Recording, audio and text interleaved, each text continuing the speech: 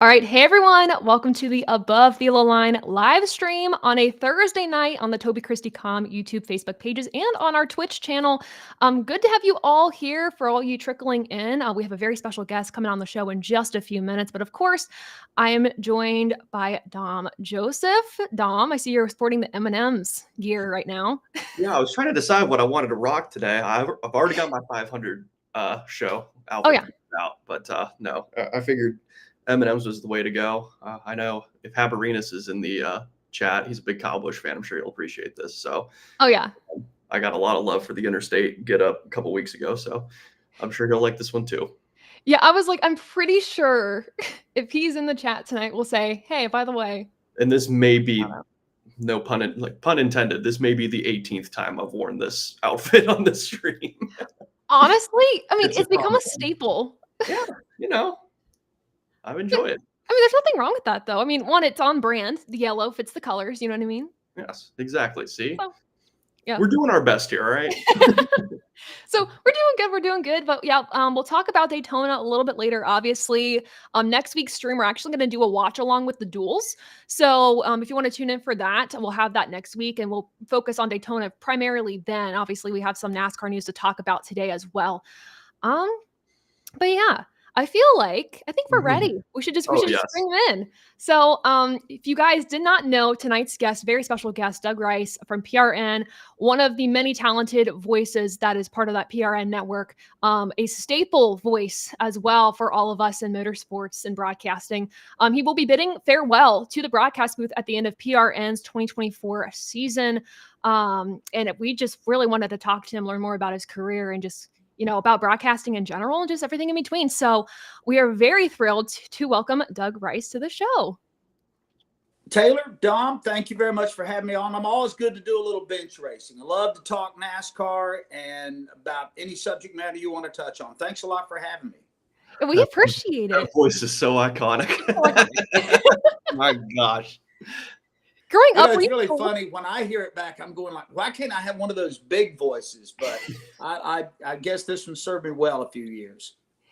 Were you told growing up that you had a voice for broadcast, or like where did you find your passion for this? I've always loved radio, and the voice kind of grew into me, or I grew into it. But whatever, it kind of worked out in the long run. I took a lot of speech classes at App State, and that's really where I started to learn how to use your voice a little bit better, because they were pretty demanding. So like what techniques, like you say how to use your voice better, like what did you have to learn to do to have that broadcast voice? Well, two things. One, I was born in Asheville, North Carolina, and that is a heavy accented part of the Tar Heel state. And I had to learn not to have the hard eyes when I first moved to this part of the state. I live in the central part of the state now. It was nice white rice. Well, I had to learn how to get rid of that. And I hopefully defeated that beast. And then you have to learn how to project and put emphasis on the right things. Some of that, people say, comes naturally, but there's also a little bit of training and discipline that goes into that too. Mm-hmm. I'll ask next question. Where did the love for racing begin for you? Was this day one, as soon as you were born, or no? The first stock car race I ever watched, I watched illegally. I actually lived on the Biltmore Estates in Asheville, North Carolina. My family ran a dairy farm there, and we were on the opposite side of the river from the old Asheville Speedway. But there was a great big hill on our side of the French Broad River that we could look across the river and watch the stock car races. So they cut down a bunch of trees, put up some benches, and the older guys would entertain themselves with whatever they brought, and then we would watch the races. And then for a long time, stock car racing wasn't a thing until my brothers drug me down to the Coca-Cola 600. We watched the race from the infield, and I went like, okay, I get it. I see why they're so into it. And I was already into the radio thing then, and then after that, I was hooked on racing. Taylor? Yeah, your first broadcast that you did was calling a Busch Series race at South Boston. Is that correct? That was the first real network exposure I had. I was working with Mark Garrow and Harold Hamrick and a bunch of other folks at Capital Radio Network based out of Raleigh. And we started picking up the then standalone Busch Series races at Rougemont, South Boston, Orange County Speedway, Myrtle Beach, all these little racetracks up and down the East Coast that nobody was covering the races on. And that was Tommy Houston and that Tommy Ellis and that whole ilk of drivers. And the first couple of years that Jeff Gordon came on the scene and Mark Martin. And those races weren't getting any play. They weren't on television and they weren't on anybody's radio network. So for about 4 years there, we had this sweet spot that those races were all to ourselves, and learned a lot, learned the trade there before moving up to Cup, obviously. And even to just talking about the importance of, covering those drivers on their way up, like Jeff Gordon, like when he was just entering the scene, like how cool was that for you to just kind of be part of that journey of covering him as he was getting his start? Well, it was neat. I mean, you knew he was going to be good, but obviously nobody knew how good Jeff Gordon was going to be. He was this little kid. He was very popular with us because they had the Baby Ruth sponsorship. This was back when he was racing Ford. And of course, they always had candy on their hauler, and they had one of the few teams that had full-size haulers. I mean, when they showed up, you knew they were at the racetrack. You knew he was going to be special. I don't think any of us had a clue just how good Jeff Gordon was going to be, but it was fun to watch him come along. Were when you guys were calling those races, did you guys play to that storyline a little bit of these are the up and coming stars of the sport? Like, how did obviously, you guys? I mean, we had Rob Moroso coming along at that time, who unfortunately passed away before he was really able to display his wares, and a couple of other folks in that class. Matt Kenseth. Matt was more of an ASA guy, but a lot of folks came into that series. But it felt like to me more than that there were drivers that were career Busch Series drivers at the time. I'm going to use the vernacular of the time. That came into that series, and that's pretty much where they stayed. I'll use Tommy Houston as an example. Tommy drove some races in Cup, so did Joe Nemechek and a few others, but these guys were almost career Busch Series drivers at the time. And in your experience in your career, you've also had experience, obviously, being on pit road, but also doing the broadcast, kind of doing almost like a play-by-play commentary. Can you talk a little bit more about the skills that you need on pit road versus in the broadcast booth? Like, is there a separation there? Yeah, there is. Pit road is, you got to give us information in a 15-second window. Now let's go down to Brad Gilly, Brett McMillan, Wendy Venturini, and they've got 10 to 12 seconds most of the time to tell us what's going on with Michael McDowell's car. And they have to compose that information. They're monitoring. Each one of our pit reporters has 8 to 10 cars that they monitor through the race. Now, as the race goes on and cars become non-factors, they take those out of their scanner. They may start off with 10. By the end of the race, they may only be monitoring 4 cars that are really germane to the story.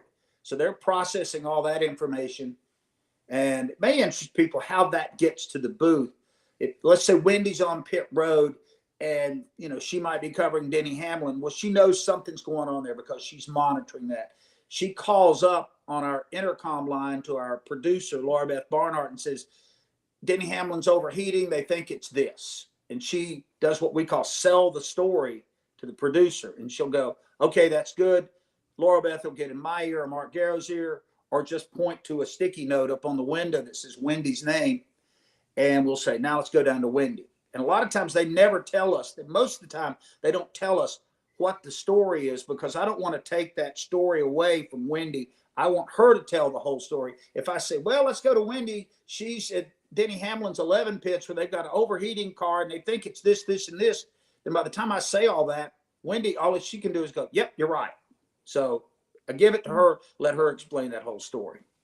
And then do you guys normally take that as soon as they deliver that message, you guys can take that and add on to the story a little bit more with what's happened in the past, stuff like that? Is that how you guys? Yeah, we'll backfill their story.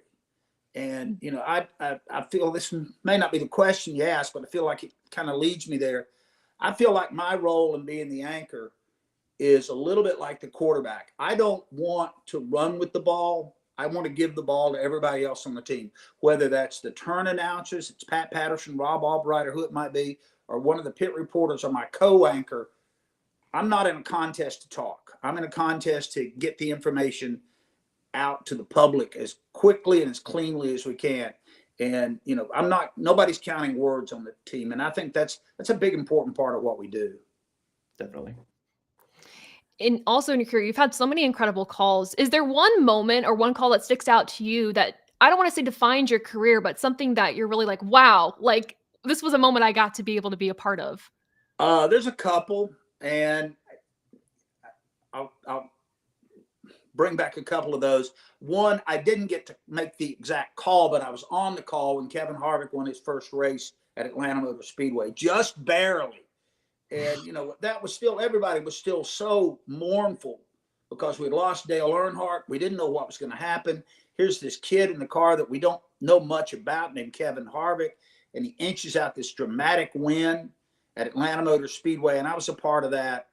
I still get a little bit of chill bumps thinking about that day and everything that meant to everybody at that moment. Tony Stewart's first win at Indianapolis, I was in the booth working for INS Radio, and Tony had come close there before, but had never won. Of course, that was his playground because he raced Indy cars there. And this was back when the Brickyard was full. There was 225,000 people there. And with about 10 laps to go, he's leading. You could feel this murmur. I mean, literally feel the place kind of almost shaking because the people were so excited. Maybe their guy, their Hoosier, was going to win. And I remember as the laps wound down and it looked pretty much like, yeah, he's going to win this.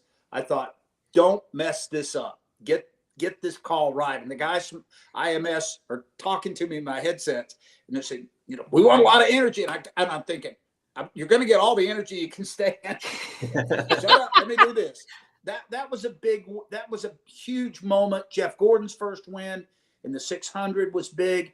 And sentimentally, one of my favorite wins, I've always been a Petty fan, the fan of the family of Richard Petty. I'm good friends with Kyle Petty. And they've always had a special place. For a lot of people that grew up in North Carolina, that was your attachment to stock car racing. I never got to call a Richard Petty win. Never got to call a Kyle Petty win. But we were doing the ARCA race at Charlotte Motor Speedway when Adam beat out Mike Wallace, held him off for the last few laps, and he won. And I just remember that feeling of getting to call that and knowing what was going to go on in Victory Lane. There were a lot of big teethy smiles down there between Kyle and Richard and Adam. And it was just a perfect ending for a race at Charlotte Motor Speedway that day. And you talked a little bit about this, but the nerves before making some of those big calls, how do you calm those nerves? And do you still get those? Do you still get the butterflies when you make calls? Well, yeah, you do, because especially you can most of the time, Taylor, you have a sense that, wow, this race is looking like it's going to come down to something really exciting. Now, sometimes you get, you know, Denny Hamlin leading by 8 seconds, and it's how can I make this exciting? When the race lays out for you that way, I just try to remember, talk about what's in front of me at the moment. Don't get too flowery. Don't get real cute. Tell the person that's riding down I-85 exactly what's happening. And if I do that, then I've done my job. But yeah, you still get juiced up about this. It's you know, I tell people all the time, we work in the toy store. We have a lot of fun, and people listen to us for entertainment. So we're not doing you know, heavy lifting here. We're just having a good time. Yeah, I'll ask. The one thing I got to shadow MRN at Homestead a couple of years back, and I noticed, like you were saying, it was a Cole Custer leading by 5 seconds, led almost the entire race, and they were still able to make it as though second place was right on his rear bumper, just waiting for him to make a mistake. So, in those moments, like, is there stuff written down of what can be discussed when there really isn't that kind of nail-biting action going on the racetrack? Well, that's where you know, I do prep during the week. I probably prep more now than I used to because I think our audience is so well educated. between everything that they can pick up on YouTube and on Sirius NASCAR radio and the different outlets for information. Our hardcore fans are well educated. They know what's going on in the racing world. And I have to be at least as well educated as they are. So I study a lot. That's where you start maybe, with 4 laps to go. Well, this is going to be his 3rd win here, his 2nd top 10 this year. And I like to say, backfill with some of those stat informations. Now, if the racing's really good, you're never going to hear that from me because I'm telling you what's happening on the track. And that's where you have to come in. And we have to keep a certain level of excitement. I can't say, well, Cole Custer's leading by 5 seconds, so we got 4 laps to go. Because the person in the car on their bass boat or in their garage is going to turn the radio off. Because if we're not generating some level of interest, they're certainly not going to do it. Now, I don't think that you don't try to embellish what's going on, but you have to show this, we're caring and this is important here. Yeah, with radio, I do feel sometimes, because with broadcast, you have that visual component. With radio, you have to have that certain enthusiasm in your voice during those certain moments. I did want to ask you, taking a little step in a different direction. I know outside of broadcasting, the races week in, week out, you're also doing some like emceeing of sponsor announcements on the side. Yeah. So Pardon my dog, Scotty. He heard something down the hall, so he got excited. well, now I have to ask, what type of dog do you have? I have miniature schnauzers. I have 2 of them, and all of our dogs have Star Trek names. So Tasha and Scotty are back here with me. Oh my gosh! So I'm a sci-fi geek on the side. So okay, well then let me ask you this: what's your favorite episode of Star Trek? Next Gen. Next Gen, yeah. I love the original. I got to hang out with Leonard Nimoy one day. That was awesome. He could not have been nicer. But the Next Gen storyline with Patrick Swayze and Patrick Stewart and that whole group, that was just phenomenal. I have to agree with you. Next Gen is my favorite too. It's so good. Oh, we're getting the dogs. We're getting the dogs. He just got shut in the living room. It's all good. It's all good. I was going to ask, back to when you're calling the race, you have to, if you're on the front straightaway, you have to make a seamless handoff to the person in the next corner, and then they have to make the seamless handoff to the back straightaway. Is there any practice that goes into that, or is this something that you kind of just get the hang of as you get a rhythm for it? I mean, the practice is in the doing. A few years ago, we set up on Friday and practiced at the Roval because we had so many people there covering a road course that had never been raced on, that we brought all the announcers in a day before and did like an hour of going around, and we call it our drop point. Mark and I are in the booth. Most of the time we're covering the front stretch at a traditional oval. And I may say, and they're side by side going into 1. And immediately Rob Albright knows when I stop talking, he goes. There is no ready, 1, take 1, go. He just goes off of my inflection. He goes to a certain point on the backstretch, and when he stops talking, Pat Patterson knows to pick that up. And that's learned by doing. That's just us doing this hundreds of times over and over again, that they know by the intonation of your voice when it's time to go. Gotcha. And I would imagine it's fun.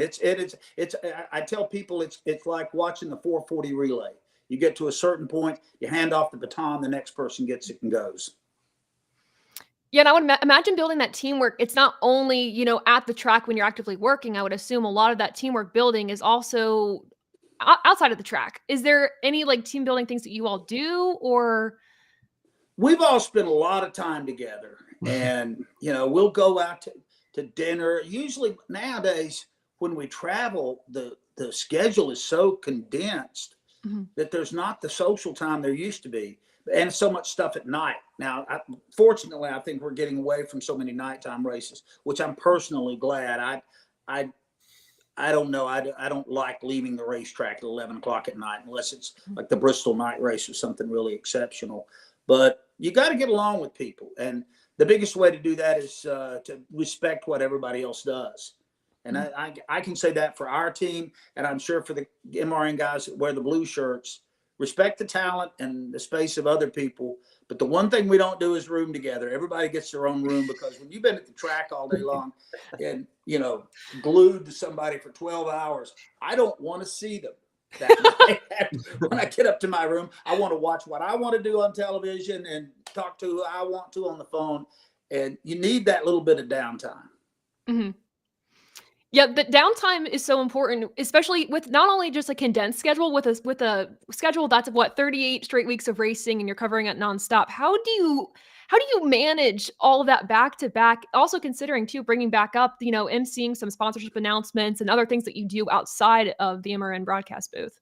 Well, you find a balance.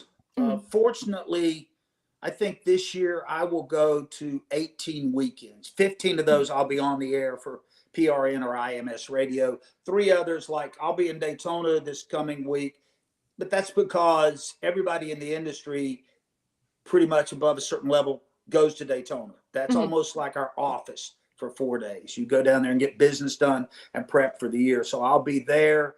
I live an hour's drive from Martinsville. I usually go up to those 2 races because I love that racetrack and I want to be around that. I don't normally go to races if I'm not working, because it kind of feels weird, just to be honest. It feels kind of strange to be at the racetrack and not have the purpose of going up to the booth to call a race. You talk about Martinsville. I always say, like, the one track I've been fortunate enough to go to, but just even when it's just on TV, Daytona means so much to me. All the memories come back to me.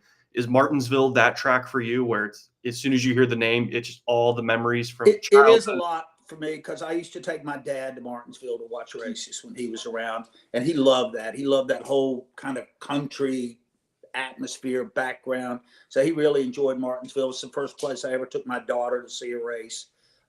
She fell asleep on about lap 200. She missed John Andretti winning that day, but it's just a cool place. Yeah. Yeah, definitely. But it is unique among all racetracks, and if you're a race fan, that's one that I would put on your list that you need to go check. I'm excited to go to Martinsville for the first time this year. So is there anything for somebody who's never been to Martinsville, first off, that they would need to know before going, or is it just you got to experience it? Get there early. It's a little bit of a bear to get in. The traffic can back up a pretty good ways on the highway that comes in there. Get there early and soak it up. Walk around and have a hot dog and just check the place out. There's no place that feels quite as natural as that place does. I love it. What are your thoughts on the gear shifting at Martinsville right now? I don't like it. I think it's hurt the product, and that's part of what needs to be remedied. I mean, the short track product has suffered the last few years. Martinsville, I thought it affected it some at North Wilkesboro this year, which I was glad to see come back. And Richmond have really paid the price, and I think maybe to a lesser extent even Phoenix, with what they're having to do and shift on these racetracks. That shouldn't be part of the equation, in my opinion. I'm not a highly technical person. I can only tell you what I look at and see on the racetrack, and that product is not as good as what it used to be. I want to get to some fan questions real quick in the chat. Sure. From Adam, he says, let me see. I live in Waynesville, North Carolina, which is 40 minutes from west of Asheville. Cool story about Davey Allison, something you talked about earlier. Let's go to James here. Let's see a question. There we go. If you could make your ideal West Coast swing in 2025, what would it be and why? I would like to see the West Coast swing, and I don't know how this would work out with the weather situations and everything, encompass the West Coast of being Phoenix, Las Vegas, and somehow or another get Sonoma in there. But they try. Sonoma runs when it does because that's the dry season. We go out there. I've been out there for like 22 straight years. I've never seen a raindrop at the racetrack. I just cursed myself. Oh, no. Oh, no. I forgot about that here. Put the whammy on it. But I would love to see that threesome go, because I don't think we're ever going to see anything back at what was California Speedway. I just don't think that's going to happen. Yeah. Ben says, when you're in break on the broadcast, what all does the team talk about? Usually about what's coming up next. And our director will start talking to us, but it's so funny that the first thing we do when we go to commercial almost is take your headset off, because it's kind of confining. But a lot of our conversation is about what's coming up next. I want the traffic of what are we going to do when we come back out of commercial, and where are we going? I'm like most men with the TV remote. I don't care what's on this channel, what's on the next channel. And that's how I look at the race. What's coming up next, and how do we tell that story? Let's hear from John. What are you most excited about going into the 2024 NASCAR season? I want to see if the teams that performed well last year, was that a one-off? Was Ryan Blaney did he just get hot at the right time and win the title, or can he come back and be another threat in a back-to-back season? And I'm also looking for his teammate Joey Logano to show something. Joey he was AWOL last year. Yeah, and I like Joey, but they won one race, and that was at Atlanta, and Atlanta's kind of become one of those flip a coin races. And so those are two stories that I'm going to be watching. I'll also really be watching where do Chase Elliott and Alex Bowman go this year. I mean, Chase Elliott might as well not have had a season last year. He ran okay when he was at the track, and Alex Bowman, I don't think ever fully physically recovered. So those are some really good stories that I'm watching.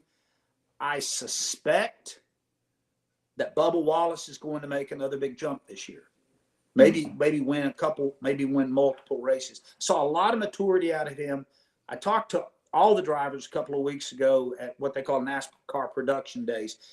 And it was a different guy that walked in the room and sat across the table from myself and Brad Gilley than the one that I had interviewed many, many times before. It's a guy that's kind of finally, I feel like, comfortable in his own skin. He's talented. He's got a lot of talent. He's got to get the gray matter between his ears right. And I think if he can do that, he can be formidable. I think something else too that a lot of people do before we enter the season is they make preseason predictions, championship predictions. Do you do that as well? Oh yeah, I mean, everybody does that because I think I watched your show the other day when you were doing your I don't know what you called it, your outrageous predictions or whatever on the season. That's pretty much what they were. Really good. I enjoy watching you. I just in the last year and a half have kind of discovered the YouTube content providers, and I really enjoy it because this is not answering your question. I'll get to it. No worries. I enjoy the fresh perspective that so many of the people that are just doing their own thing are bringing to the game, and they're not tethered to different people trying to steer them in one way or another. And I really like that. And I get a lot of fun. I'll sit sometimes in the man cave. My wife's up front, and I'm just bouncing from different shows, and everything is time stamped. So I really enjoy what folks in your realm are putting out. I think it's fresh, and if people aren't taking advantage of it, they're missing out on some really good content. So well, thank you. I'll leave it at that. Predictions for the year. Yeah, I mean, but what do we know? We've seen one race on a quarter-mile track in California where we're probably never going back. I don't know that gives you much. I mean, one of the best drivers didn't even make the show. Christopher Bell was sitting in the sidelines when the race started. So I don't think that you have much to go off that. I do like to use the past as prologue. I think Blaney will be really good again this year. I don't see much coming out of Stewart-Haas. What's going on there that makes me think they're going to make a big leap forward? I'd like to, because I like to see more viable candidates in the race. But that's to be proven. They've got to cook that soup a little longer. I think Ross Chastain is set to break out this year. I think it was a big deal for him to win that race out in Phoenix. Obviously, it was a big deal because he didn't pull over and let Ryan Blaney pass him. So yeah. I think Chastain, I think he's a great story. I think he's an interesting character. He doesn't come out of driver central casting. He doesn't have the look. He doesn't have the pattern that so many of these other guys have. I think that's going to be a story worth watching. And I want to kind of close off on, of course, talking about this will be your last season in the PRN broadcast booth. So, kind of talk to me a little bit about, what's next? Like, what are you looking towards for the future, your next journey? I'll be totally honest here. I am looking forward when this year gets done. Let me first off, I love what I do. This will be year 36. So I've had a great journey. One, I wanted to get out while I still have a pretty good fastball, while I'm still in command of what I'm doing. And somebody didn't come tap me on the shoulder and said, hey, have you thought about, no, I want to do this while I still feel like if I ever had a top of my game, while I'm still viable and at the top of my game. Ironically enough, one of the reasons it's kind of moved me toward retirement has been the getting to the racetracks. There is nothing glamorous about American Airlines and sitting in row 17C. It's just not. We kind of joke. It's airport, hotel, racetrack, hotel, airport. That's the weekend. I mean, I love what I'm doing. Once I get up to the booth, put on the headset, I love that. But I want to spend some time in my life not being dictated by the NASCAR schedule, which is 18, 19 weeks a year. I spent over 100 days in hotel rooms last year. That's a long time away. Whoa. Yeah. Yeah. And we don't do all the races. I only did 16 races last year. So I won't mind losing that part. My wife and I have been sitting around a lot lately, kind of planning where do we want to go, but that'll be on our own pace. And if we, decide to go to Montana, we can stay 2 weeks and see all the buffalo that we want to. So I'm looking forward, I think most of all, to the freedom of not being tethered to a schedule, just to be honest. Yeah. I'll still keep up. I'm still going to do my Monday night show, Fast Talk, with Brad Gilly and Alexis Erickson, Kyle Petty, and Jeff Hammond rotate in and on that. I'm still going to do that. They did make this cool sticker for me, by the way. Oh, I love that. So cool. Is that not sweet? Yes, that'll be on a T-shirt near you soon. That's awesome. I'd not even thought about it, and they showed the logo, and then I got a lot of people said, "Where can I get a shirt?" And I thought, we're not going to make any money. If we do something, it'll all go to Speedway Children's Charities. But I think just having the freedom of not having to sit down next year with my desk calendar. Yes, I still use a desk calendar, and lay out the whole year and everything that I do revolving around the races. I think that'll be really exhilarating. That's awesome. Last question for you. For somebody who's wanting to go into radio broadcast in general, somebody who's really wanting to follow that dream, what is your advice to them? My advice always is, if you want to talk on the radio, if you want to be a public speaker, one, do every opportunity that you can to do that. And Taylor, you've already crossed this bridge, and Dom, I'm sensing you have too. Anytime somebody gives you an opportunity to talk on a microphone, you take that opportunity. You never say no. I don't care if it's the Little League game down the street, if it's JV basketball, or whatever it is. Anything that allows you to get on a microphone and talk, then that's what you need to be doing, because that's how you're going to get heard. There aren't as many opportunities to break into radio as when I came along, because a lot of local stations don't have people working there. They're carrying syndicated programming, and they've essentially become jukeboxes. But you're not going to start at the MRN PRN level. You're going to have to start. My first real announcing for racing was the Tyro go-kart dirt track over near Winston-Salem on Saturday nights. I worked for $25 and a 6-pack of beer, and it was pretty good pay at the time. Yeah. And I went over there. Almost everybody that raced in that thing, their dads were in racing, and they worked for RJ Reynolds Tobacco. And I learned if I could call 24 cars on an 8-mile dirt track through the dust with nameplates, this big on them. Well, once I got up to big stock cars, that was pretty easy. They had 5-foot letters and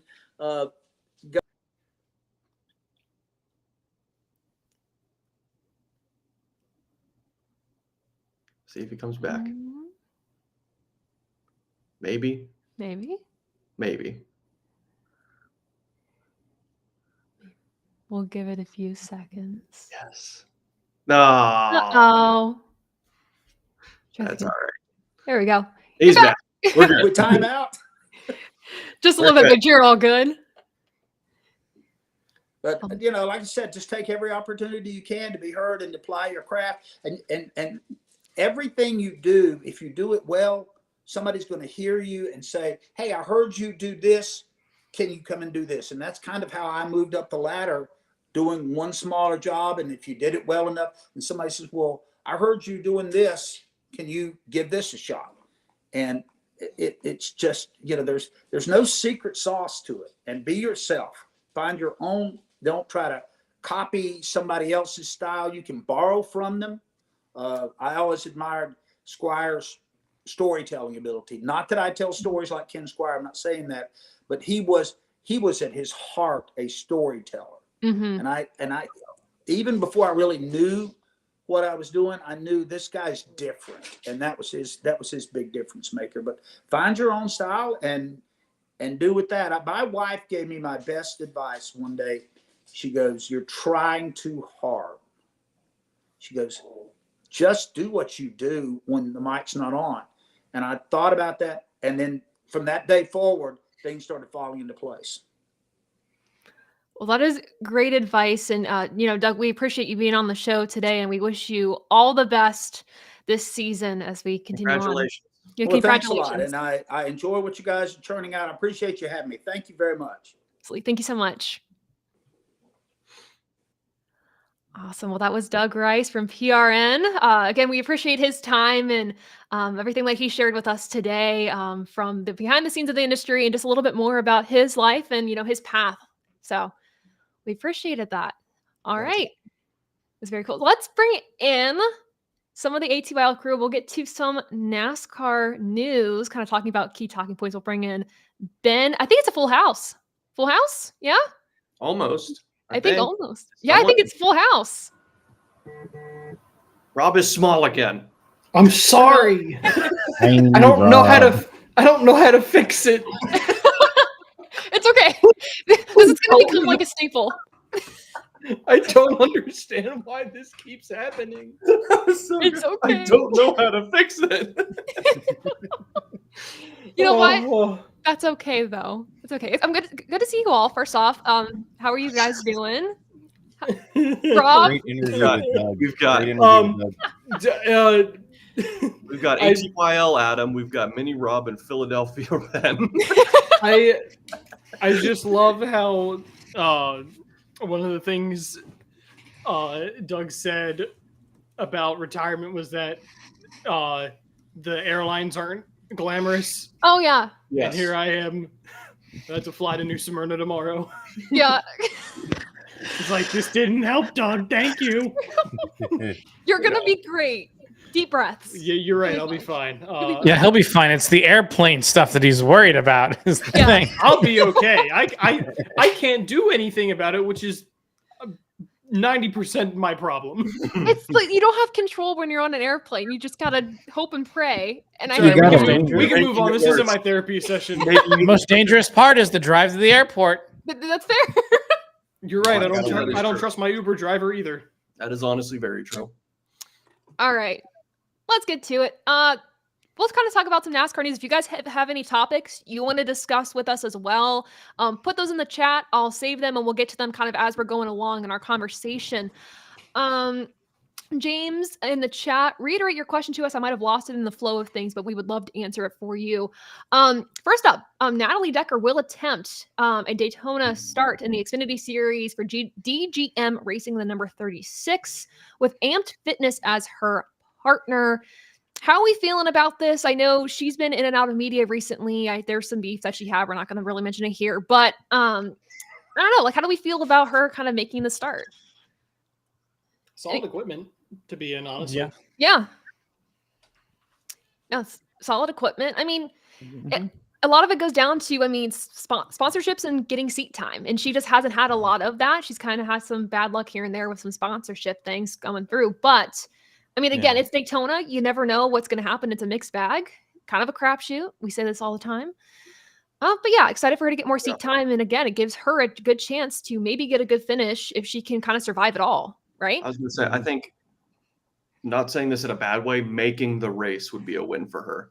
That's fair. I agree. Making the show. And then, I mean, we saw this in the Xfinity race at Charlotte last year. She made the race. Right. And just let calamity in front of her better her finishing position. It's like, you're in the show. You've already got a guaranteed paycheck. Just ride it out, take care of your stuff, and just log laps. So that's all she needs to do, especially at a track like Daytona that is so unforgiving if you're in a bad spot. So just if she can make the show, that'd be great. Rooting for her. Agree. Let's see other news too. I think this is, I mean, we can talk about this one as well. Raja Karuth finally has his plans out in the open. They're full-time plans at the truck team for Spire in the number 71. So emphasis on it being a HendrickCars.com truck. That's huge. Two things I love: Raja Karuth and Spire Motorsports. Yeah, I'm so ready. That's awesome for him. It's a big hit for Spire. Yeah. And that's it's kind of a return to home too, because he ran some races in that truck. Was it 22? Right. 22. Yeah. 22. Yeah. So I don't know. I'm very excited for him. Obviously, when GMS closed their doors, I mean, everyone scattered, tried to find their home. Grant Enfinger found his home. Dano Dye found his home. And it was like, so here we are. I think it's funny though that Raja was kind of the last casualty of GMS to find a spot, and I think arguably he got the best equipment. That's true. Honestly, that's fair. I kind of agree with that. Would you? I mean, I'm trying to think who else was on that. I mean, he honestly, Dye went to McAnally, so and then it was Enfinger. Yeah. So, but like if you look at like, I feel like he's got the most upside because how much more time does Enfinger have in the truck series? I mean, you're right. He's probably got another 2 or 3 years left. He wins the championship, he'll become the Johnny Benson and Ron Hornaday of the series. That's true. Yeah, just like Matt Crafton is. I was gonna say, like, look at how long Crafton's there. I think that's probably the gauge on how long you can stay in the truck series, which I love. I love that these guys stick around for such a long time. It's great. Yeah. It's great. I think it's great to have those elders stay, and I think that's something that truck series has desperately needed the last couple of years. Some say the 88 is locked in through 2030. You talk about when it was weird to see like somebody else in the 24 or somebody else in the 48. It's going to be weird to see somebody else in the Thor Sport 88. I've never seen anyone else in that truck. So the year is 2071. The world has been wiped off by nuclear war, and Matt Crafton is set to make his 1,000th start at Daytona in a row. This is Fallout New Vegas. Wow.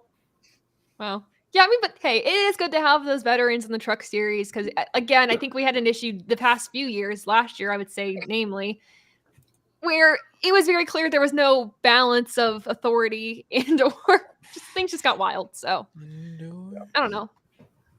Hopefully everyone calms down this year. But in addition, I mean, it's more Spire truck news, but Corey LaJoie's driving the 7 truck at Daytona. And a race that he almost won last year with them. That's true. Yeah. We could talk about this too. So, I mean, speaking of Corey LaJoie, Inspire in general, I mean, they're really beefing up this year in terms of, I mean, equipment. They're bringing in the right people all across the board. Do we think that in terms of Corey LaJoie that he could win a race this year, maybe even outside of like the super speedways? Do we think that? I mean, obviously we haven't seen a whole lot yet, but I did call him to make the playoffs, so that is true. That is one shot I took. I don't know if I see him winning on a track that's not a super speedway, but I think, or a short track, maybe like a Martinsville or a Bristol, but I see him contending to point his way in, because for almost half of last year he was in the conversation. True. When it comes to the super speedway talk too, Atlanta has been very good to him since the reconfiguration. Yeah. He's been almost automatic at Atlanta. So that is one place where it honestly wouldn't surprise me if he got a win there, because he's got it down to a science for a guy who's not in top tier equipment. That's fair. They get extra backing though for Atlanta, don't they? That wouldn't shock me at all. I think especially especially after the summer 22 race. Oh yeah. I think they got some extra backing in 2023 for Atlanta, which I mean, great. All the more power to you. Oh yeah, I don't see them like. This is cool. This has been Spire's plan since day one when they were like, we're gonna run like 36 for 3 years and then we're gonna build, and this is the building phase. So I think realistically they could win a race on a super speedway and then 2 or 3 more years, and then they'll start winning at the mile and a halves and the short tracks and the road courses. So it's cool go ahead. It's cool to see, and I guess I haven't drawn this parallel until now, but it's kind of cool to see them slowly develop like the team whose number font they took. Yeah, they're kind of taking the same path. That's fair. Yeah, they get that early win with, out for the fallen, kind of a, an unproven driver at that point, and not letting that kind of drive you to make maybe unwise decisions. That's fair. It's been cool to see them just kind of slowly develop. I think they're just because of that, they're a good team to root for. I like the talent pool that they have. They have a lot of upside to them. They got some fun guys. Driving those cars. They have personality. Something that we desperately need across the board. So far, it's going to be fun to watch in that car. I think so. Yeah. I mean, I think their organization, not that they haven't had things to be excited about in the past, but like there seems to be a new energy there with all the new that they're bringing in, and they have the right people there. And again, the talent pool and the personality, I think, and I hope that means good things for the organization this year across the board, whatever series it is. Well, and I love this love triangle between Spire, Colleague, and Trackhouse. Yeah. Like it gets confusing. It's a lot of fun to see them all kind of intertwined with each other. Yeah. It's almost like they're team pending. What? Super team pending. Yeah, I mean, but it's it's kind of interesting to just see teams kind of go in that route, and ones that are, I wouldn't say at the same level of growth, but yeah, I think they're teams that are hoping to grow together. Similar. I feel they're similar in personality. Similar in personality, yeah. That's fair. Similar in personality and goal.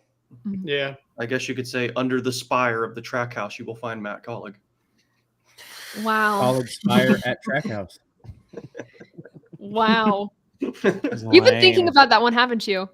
Or is that just took me about 30 seconds? I dig it. I think something else to talk about too. The new Talladega logo, the rebrand. I like it. Yeah, let me bring it up real quick. Speaking It's of, gonna be a no from me, dog. It's gonna be the thing that me and Tanner Witt were talking about on Twitter. Love Tanner Witt. Was that people forget when saying they like these like elaborate old logos is that they look terrible when embroidered. Yep. You cannot, that Talladega logo on a polo or on a hat looks terrible. It's impossible. Right. This is now there was a middle. I've seen a couple like concept redesigns that kind of incorporated the two that I think would have worked maybe better than this. But for this to be like the actual logo they're going with, I think it looks fine. I think it looks great. Yeah. I mean, I think it looks good. I know there's a lot of people that have crapped on it, but I also know, like, the old Talladega logo was so iconic. So it was. Yeah, I mean, I think that's the problem, because like that's the one thing. Like, I know all the now NASCAR owned tracks are rebranding, but I just hope they don't touch Daytona. Yeah. I don't If think they will. do, I don't think it'll be dramatic. As yeah, it shouldn't be I don't know. dramatic. And also, I don't think they're going to do it this year. No. Isn't the real reason behind all these redos is because like the license or something with the patents are expiring? My guess would be this is just a guess, would be that NASCAR bought out International Speedway Corp. Mm. Now ISC is no longer a thing. It's all now, these are now NASCAR owned racetracks. So they want them to be pretty much uniform, where you have the name of the track and you have its actual shape incorporated in the logo somehow, just like how all the SMI tracks have the crest, the SMI crest next to their name. Yeah, it's just So it's SMI, but like way more creative. Yeah, that's fair. Listen, man, you got Motor Speedway in New Hampshire in red, so that was a You know what? that was You an know what? artistic that was an artistic gamble that SMI You're took. so right. You're so right. You're so Yep. right. You could be Bristol, where all the letters are lowercase. That's fair. That's true. Well, God. Oh, yeah. I mean, I again, like it. I think it looks badass. Yeah. To be quite honest with you. I think the way they have the A's is a good compromise for what they took away with the L's. Yeah. What they really missed out on is signifying where the start and finish line is, which makes Talladega so unique. Well, I think because it's right where Super Speedway is. Just I still think it's a miss. Just throw a little dash in there. Yeah, just Be like, oh, by the way. That was something somebody in the redesign that somebody did one of the I wish I could remember their name, but they had the little line. They had a little gap. Someone start finish line was. So we a should good put a gap where the finish line is, and then the tri-oval should be blue for the Geico restart zone. You're so right. And we got to put gang gang on the backstrip, obviously. Yeah, why am I not seeing Talladega Boulevard? Why is it? Wow. Why is that Where are the beads? stretch not on the top? My gosh. So, I mean, overall, we're a fan of it, but there's some tweaks that we would like to make. We'll write someone a letter, send an email somewhere Speaking there. of tracks with tweets. Let's answer some questions that are in the chat. I want to make sure we get to those. Ken says, "Love you guys. Tell me the winner of the Daytona 500. All of yours." Thanks for the shout out. Appreciate it. Give me a week. I'll have an answer for you. Yeah, in a week we'll give more predictions for that. Our whole show next week we're going to be watching during the Daytona duels. So we'll be doing a live watch party. We'll talk about Daytona at that point as well. So join us next week for that. Again, it's Thursday, 7 p.m. Eastern Standard Time. Right here where you're watching right now. Catch us then.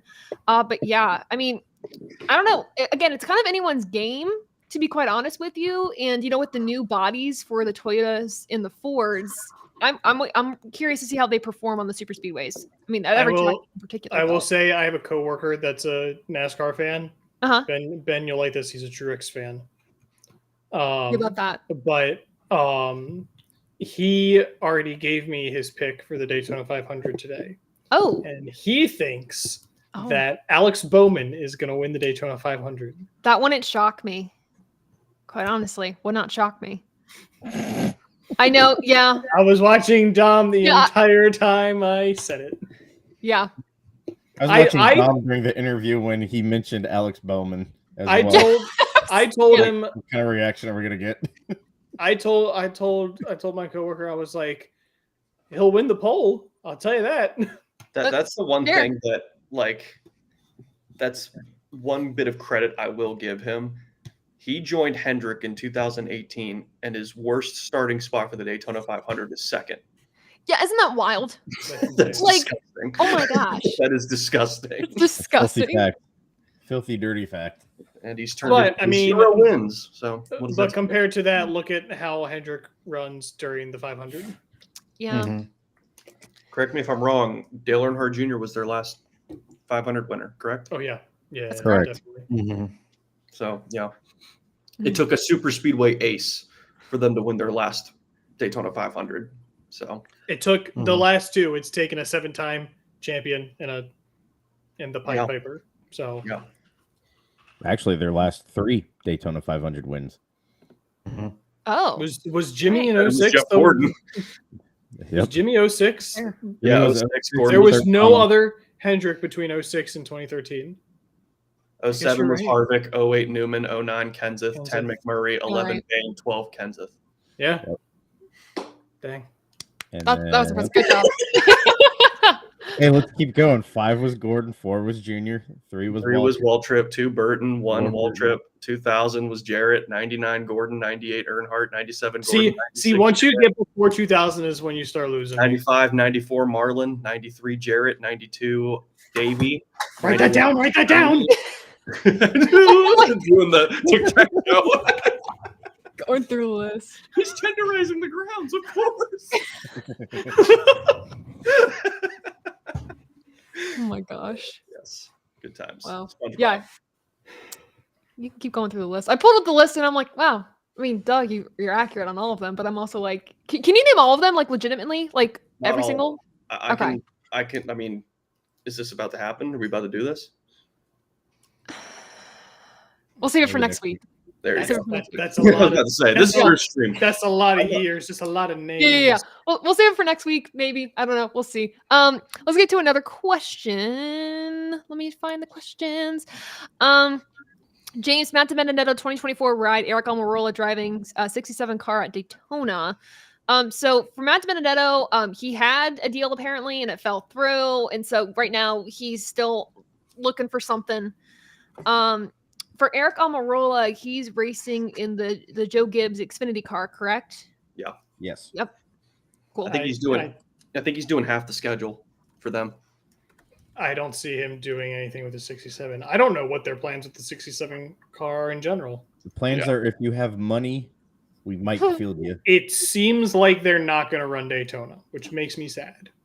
Yeah, they would have 2311 would have announced this in the winter. Like early. Yeah.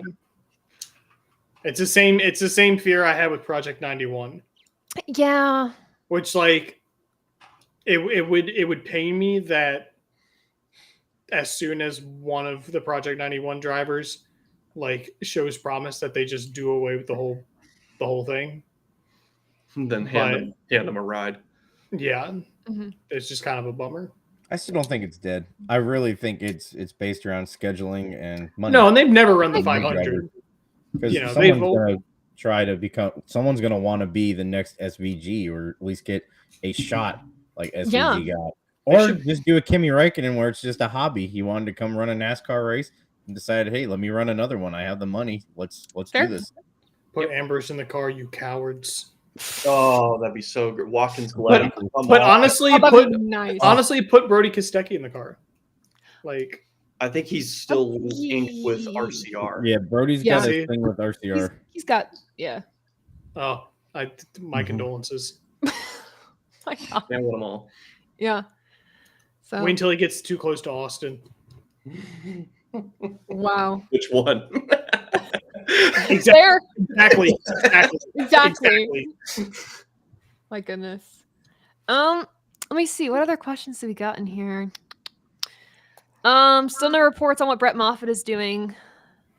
Correct? Yeah, I haven't heard anything from Moffitt. Haven't heard anything. Back to Iowa to go farming. Yeah, man. I hear they're opening. I almost said something. I hear they're opening. Man. Nope. No.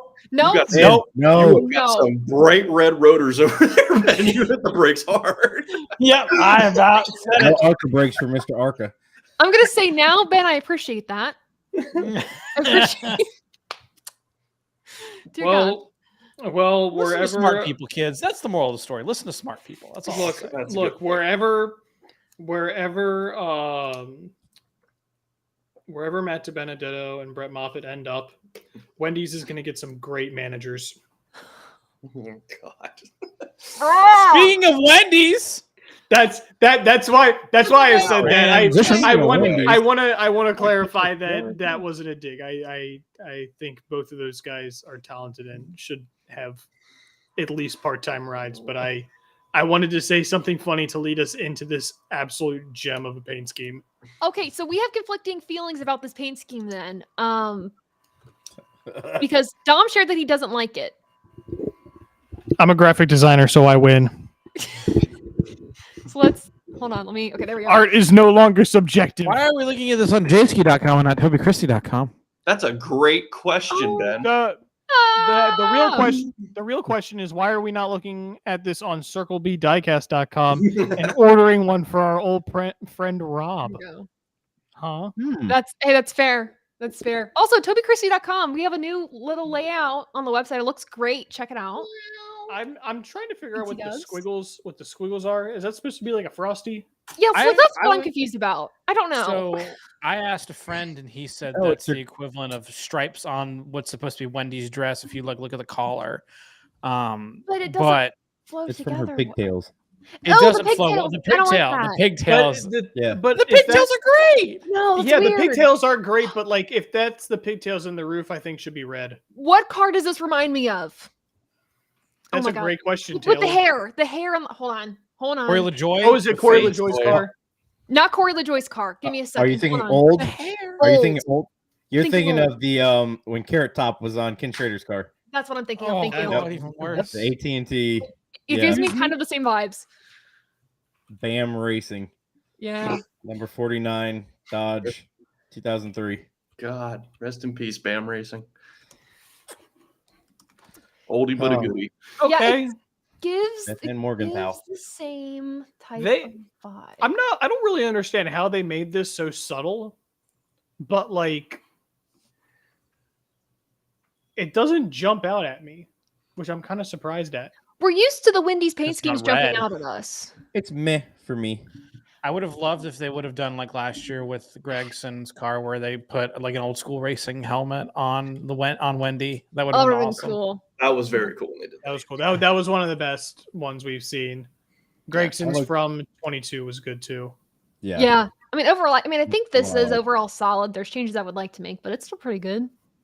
Yeah. I would love to see them do something different for a cup car is sponsored by Wendy's. Yeah.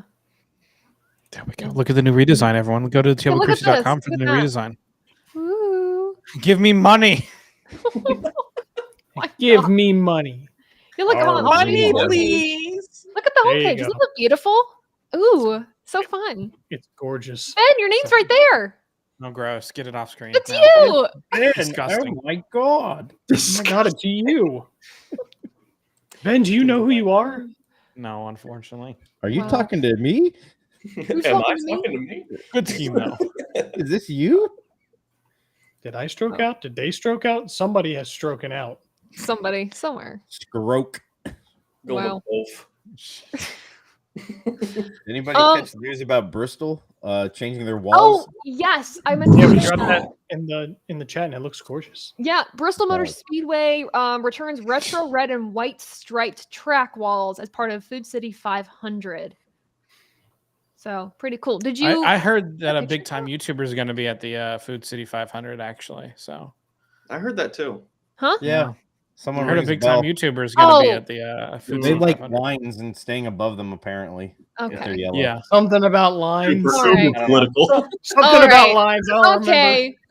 Read Yeah. between the lines. So yeah, I'll be at Bristol. Well, I'll be with Ben. Ben and I are gonna go to Bristol, and we're gonna watch the race, and I'm very excited. Woo!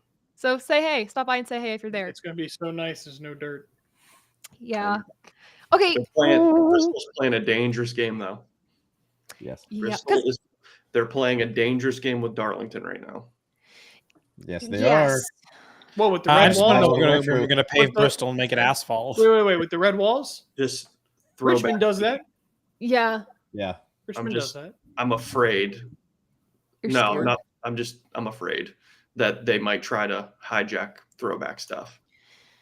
Yeah. We're running out of cars to throw back to. I think the throwback idea is just kind of nobody's really into it anymore. It makes You know it what? super- You know what? I'm gonna say it. I don't like Jimmy Johnson's throwback.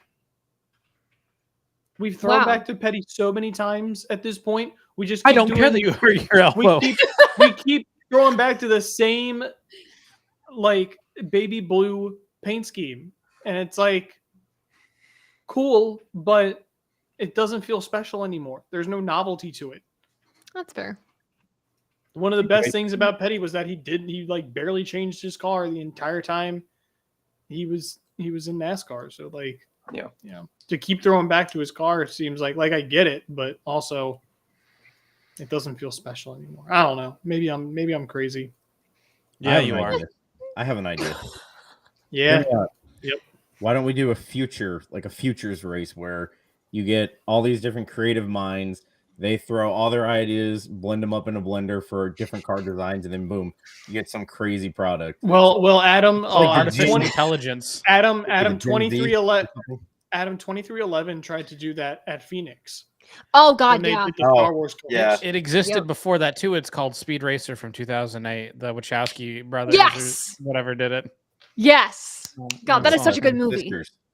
Sisters, yeah. Well, it's the whole thing. Anyway, sorry. Regardless, great movie. If you haven't seen Speed Racer, watch it. It's so good. I don't know. Awesome. We need to have like bold designs like we used to have for the All-Star race. That was like the signature event for any. Yeah, we got Jeff Gordon's gold card this year on William Byron's, and it looked like doo-doo. Yeah. I don't even think it was close to the actual Chrome Illusion color. No. Yeah. Also, they ran that car at night, knowing it was going to be run at night.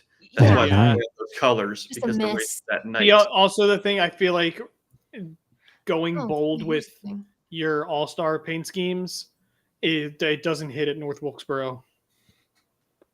That is one downside to being at North Wilkesboro, is that like the kind of the flashiness of the all-star race is kind of muddied by the fact that this is a classic track that, has so much history and,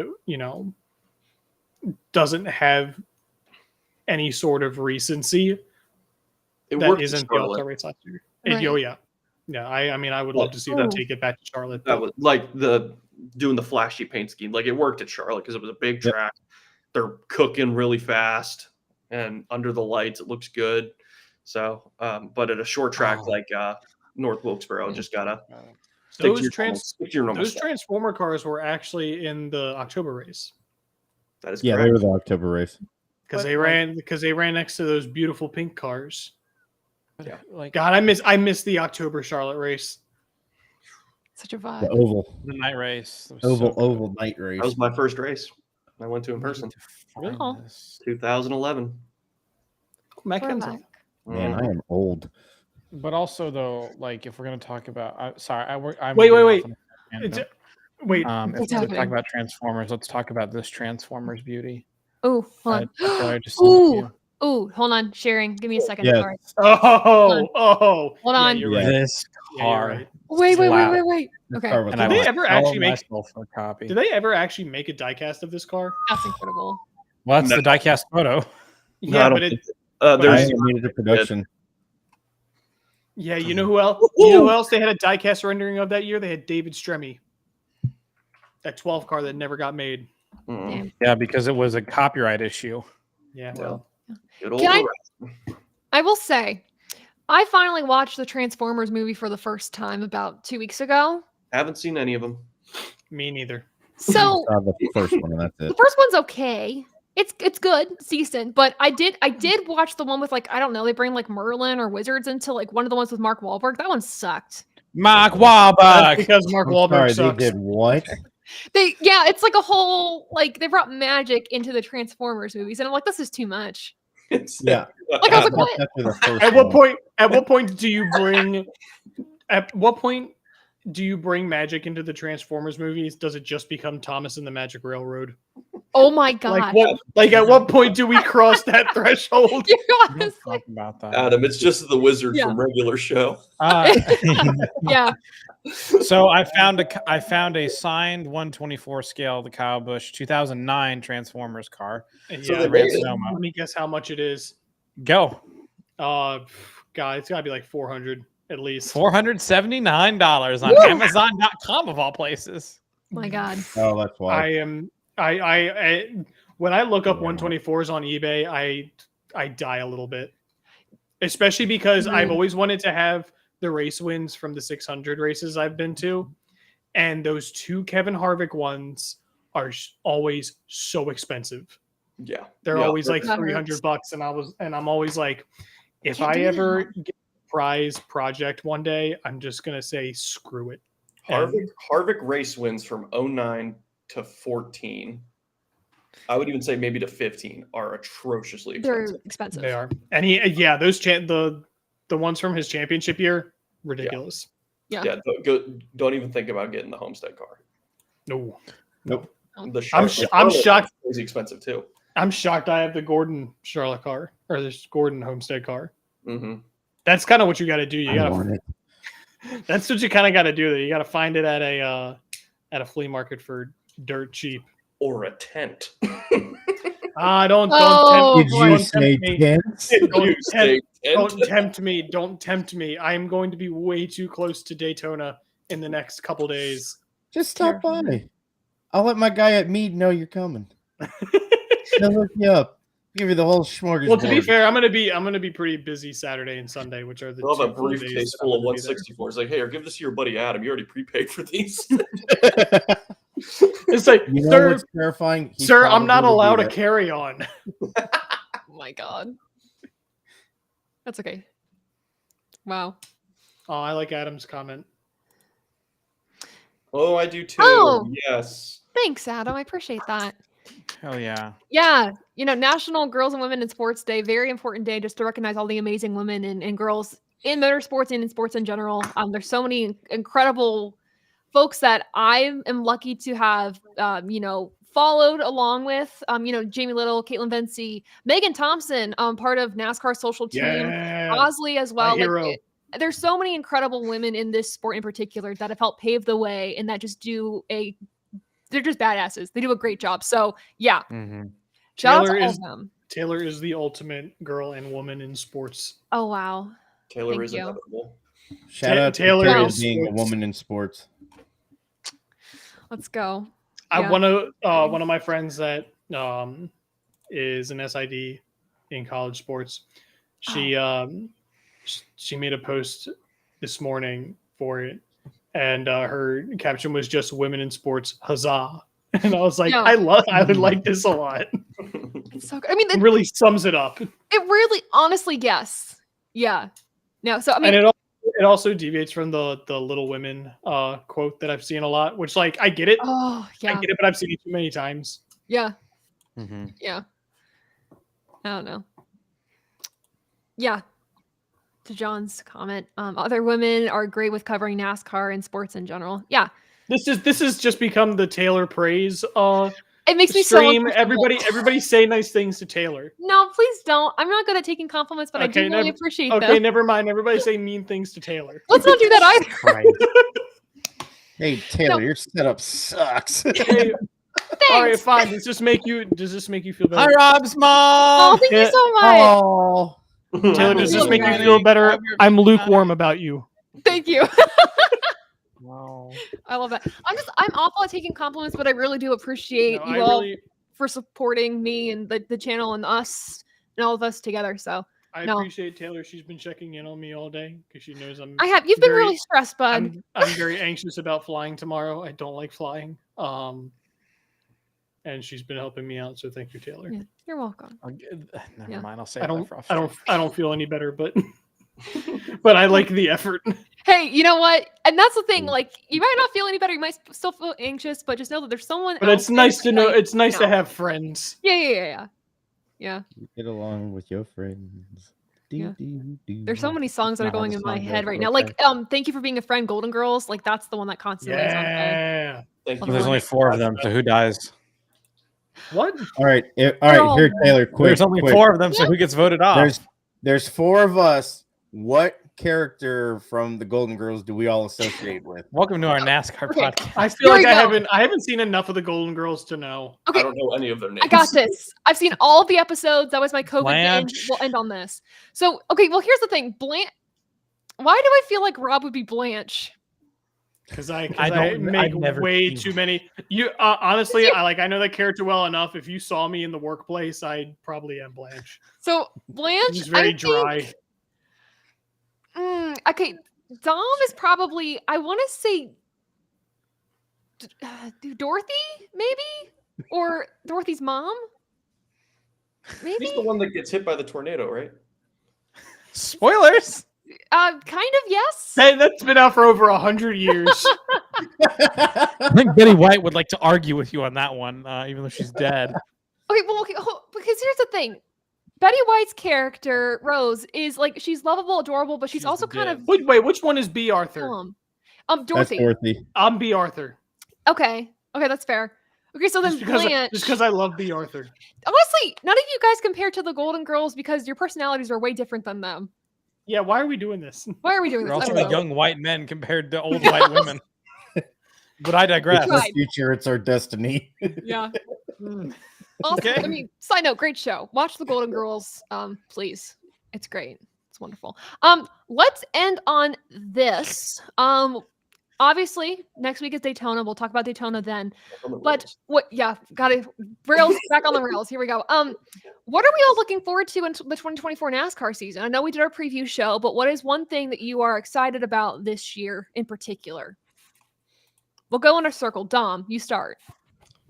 Out of the gate, I'm excited to see what the Fords and Toyotas look like with the new bodies. I know, the Clash, Daytona, and Atlanta really aren't going to be true tests of what kind of pace they have. I think Vegas will be the first true identifier.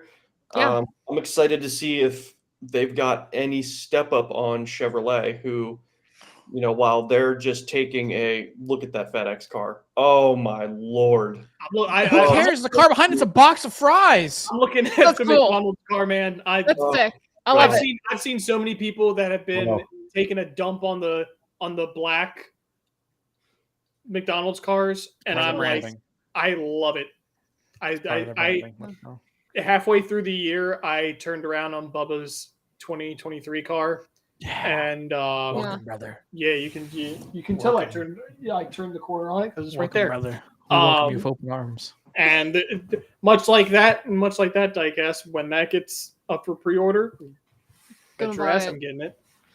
Sorry, Dom, I didn't mean to cut you off, but speaking of Toyotas, shout out to the 45, the Beast Scheme. If that's the one. The Beast Scheme, but I mean, since we've got it right here, this is a really good upgrade for the FedEx car.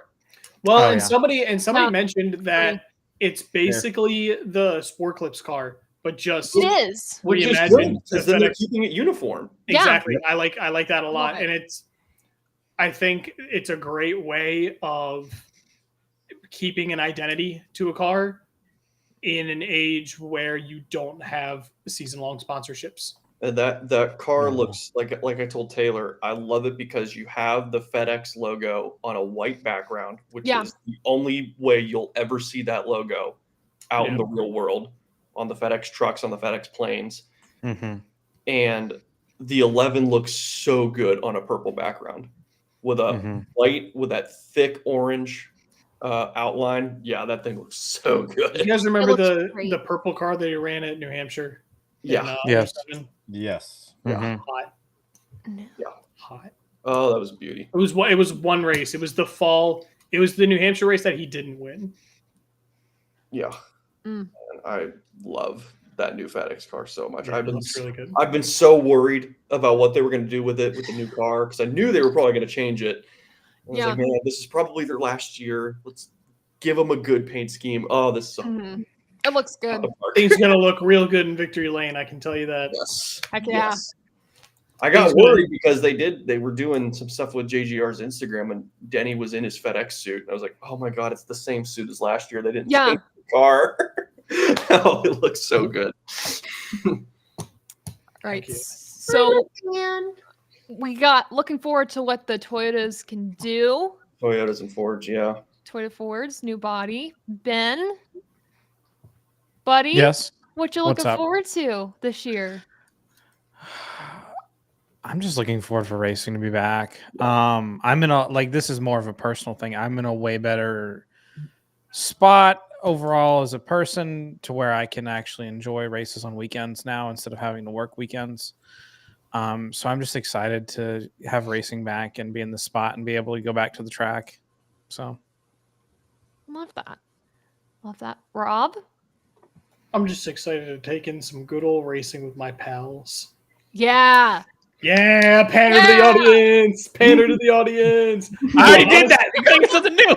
No. Honestly, I'll give a also real answer. I'm really interested. I feel like there's been a lot of Bubba Wallace hype this year. Yeah. And I am really interested to see if the performance lives up to it. I really hope it does. I'm trying not to get my hopes up too high because I don't want to be disappointed, but it's been a steady increase every year. So Yeah. I'm hoping to see at least a dub. I only want one. Yeah. One's fine, especially after a winless season last year and arguably his best year. Yeah. Anything other than that is just icing. He's been knocking on the door of the 500 a couple times. That's true. Yeah, don't get me started. 18, 21, 22. He's knocked on the door. Yeah. You never know. He probably would have last year if they didn't get Yeah. walled early. Yeah. Yeah. They didn't wad him up. Wow. Yeah, so fingers crossed that Bubba Wallace continues on an upward trajectory. I mean, he's bound to win a race this year, so fingers crossed. Adam, I know I went in like a really weird circle, really was more like a Z, and then we'll come back to me. That But was definitely a Z, but yeah, my bad. Live your dream, Taylor. It's your stream. Just living in it. Adam, what you We got? appreciate you. Remember, it's your time. Well, thank you. I appreciate that. Obviously, I'm just looking forward to having racing back in general to fill my weekend void again. But I'm anxious to see how the other teams do, as in Spire and Colleague and Trackhouse. I know, considering Trackhouse and other team, I still do because, yeah, they've had some success, but I want to see if they can go head to head every week and be competitive. Yeah. So seeing how the other half of the field compares to our already established teams, that's something I want to see if we've closed the gap to almost becoming kind of like how IndyCar is, where the parity goes from 1st to 24th every race. Yeah. If we can have parity between 1st to 36th every race, I think that would be icing on the cake. Is it going to happen? No. But can we at least close the gap? I think we might be able to. So being able to see that midfield battle this year, that's going to be something very intriguing for me. I think to add to that too, Legacy Motor Club, adding them into those other teams as well, for sure. No doubt. I don't know. And hopefully most of my predictions are incorrect. Yes, because I like the approach you went with, which is if I say the opposite of something, then the opposite of that something will happen. Reverse psychology. Let's go. I love it. So, which by the way, who said that we won't have any rain delayed races this year? No, I said we won't have any rain shortened races. Oh, pardon me. Okay. Rain delay. Oh, I'm not that stupid. You're like, don't worry. No, I think every cup race is gonna run the full distance. Okay. And then the Daytona 500 will run the full distance and then half of a Daytona 500. We should have an over-under on how many lightning delays we have this season. Honestly, we should. We Set should. the bar at 10. Yeah. That's way too low. Probably. So bad. Let me think. Looking forward to this season. Obviously, again, getting back to racing. I'm excited about it. It feels like this offseason's been the longest offseason and also the shortest offseason at the same time. It's like a really weird mix. But I am honestly really curious to see how Blaney does. Is there going to be another championship slump, or is he going to back it up? Kind of like what Doug Rice said, just that storyline of, was it he just got hot at the right time with his performance in the 12, or is it something that can be consistent? So that's, I think, something I'm looking forward to.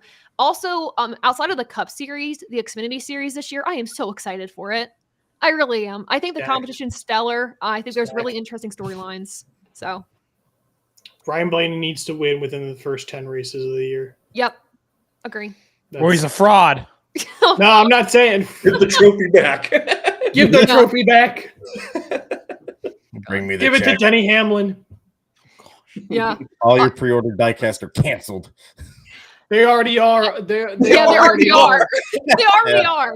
Sorry, I don't order Chase Elliott and Kyle Larson diecasts. Dang. They already are. Dang. They already are. Anytime I go to pre-order a 164, I'm like, well, this shit's not getting made. Yeah. And there's my nickel. Yep, there it is. It was worth it. Hour and 24, and there's the nickel. It's okay. Hey, we did good. But that is all for this stream.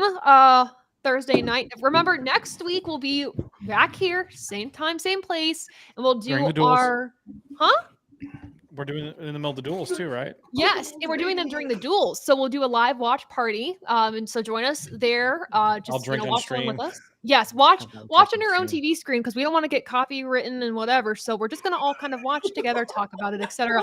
Oh my god, you did not! You did not! What? Hold on. I can't Are you say kidding what me? I believe. I can't say what I believe. John, we promised we wouldn't get political. No picketing. It's just a friendly reminder. It's just a friendly reminder. That's all I'm it not is. sure I'm familiar with this lore. There is so much. Does Taylor not like spiders? I think spiders are a little scary. I'm not gonna lie. They're our friends.